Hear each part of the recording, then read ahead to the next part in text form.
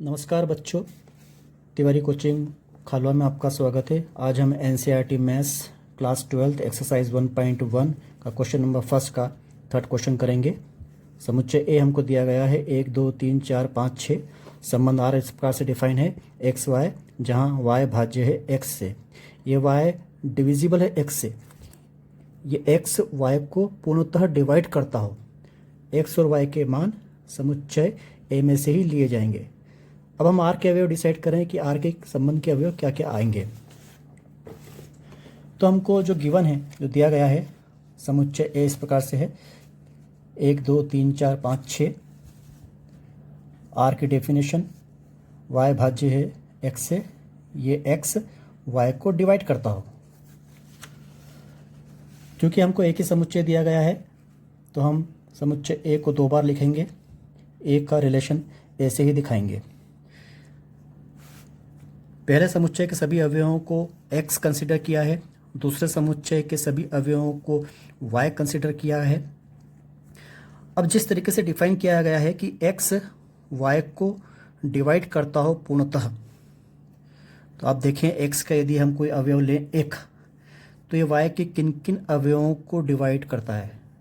एक को भी डिवाइड कर सकता है, 2 को भी कर सकता है, 3 को भी कर सकता है, एक तो सभी को डिवाइड करता है। तो एक का संबंध 1 से भी है, 2 से भी है, 3 4 5 और 6 सभी से।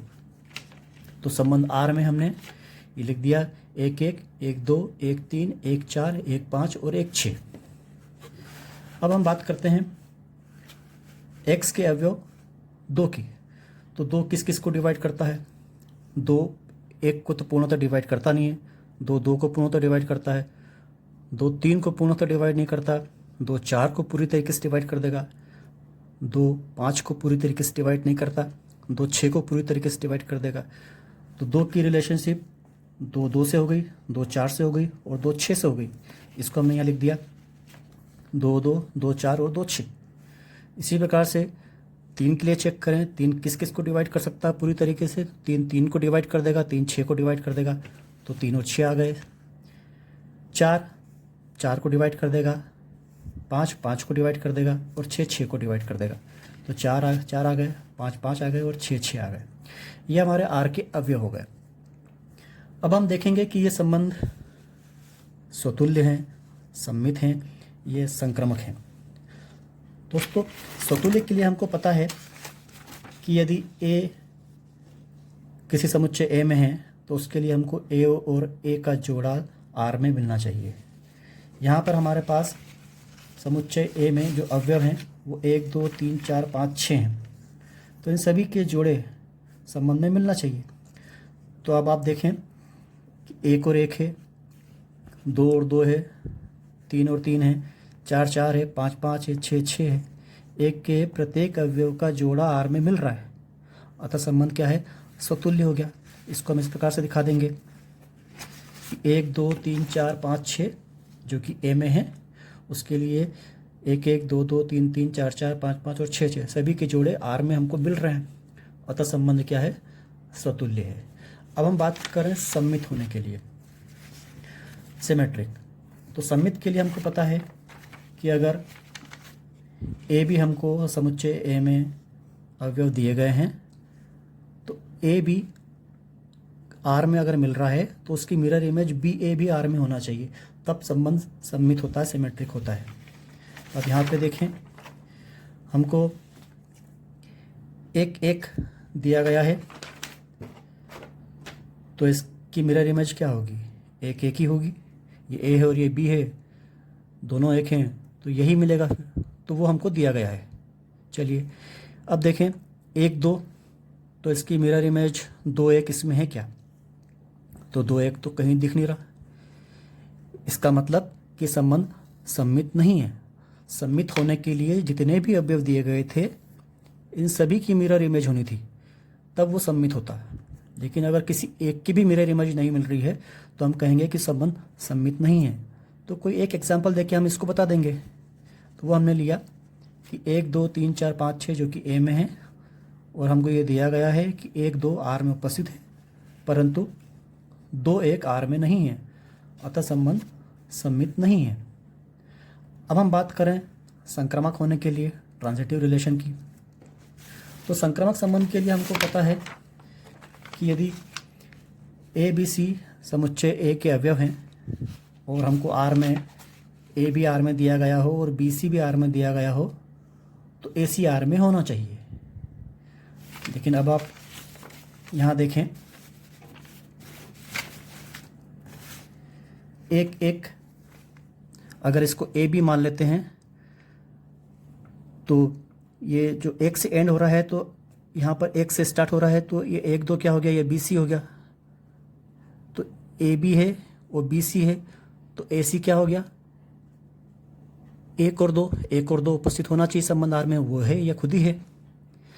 अब हम बात करें ये ए बी 1 और 1 3 की, ये अगर ए बी है तो ये बी सी है तो ए सी 1 3 आर में होना चाहिए तो है।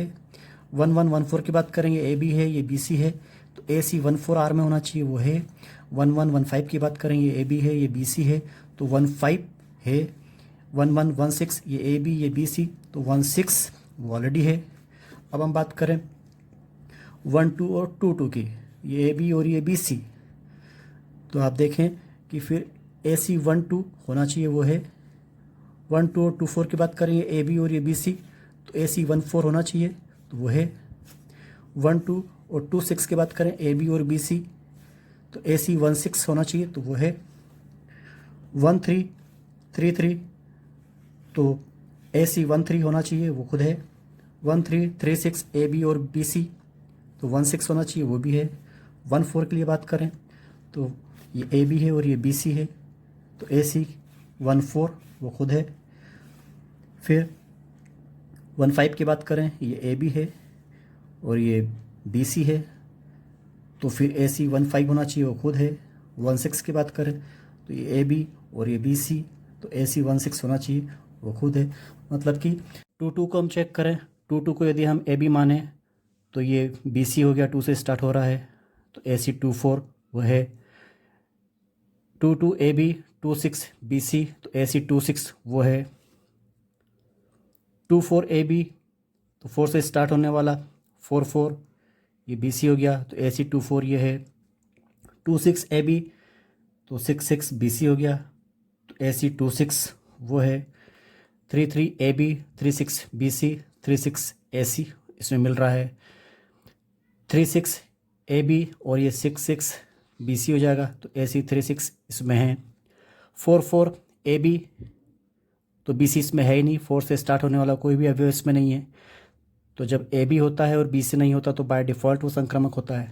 5 5 ए बी 5 से स्टार्ट होने वाला कोई भी एलिमेंट इसमें नहीं है, बी सी है ही नहीं, बाय डिफ़ॉल्ट संक्रामक है। 6 6 ए बी है तो इसका बी सी है ही नहीं तो ये भी संक्रामक है। तो इसको हम इस प्रकार से लिखेंगे, ए बी सी जो कि ए के अवयव हैं ये सभी ए बी सी हैं। तो जहाँ जहाँ हमें ए बी और बी सी आर में मिल रहे हैं उनके लिए ए सी भी आर में है। तो जब ए बी और बी सी आर में हो और ए सी भी आर में मिल रहा हो तो संबंध संक्रामक होता है। लेकिन कुछ अवयव ऐसे हैं 4 4 5 5 और 6 6 4 4 5 5 और 6 6 इसके लिए सिर्फ ए भी आर में मिल रहा है लेकिन बी सी आर में नहीं मिल रहा। तो ये भी एक नियम है कि जब ए बी आर में मिले और बी सी आर में नहीं मिलता तो बाय डिफ़ॉल्ट वो भी संक्रामक होता है। तो ओवरऑल ये संबंध संक्रामक है। Thank you.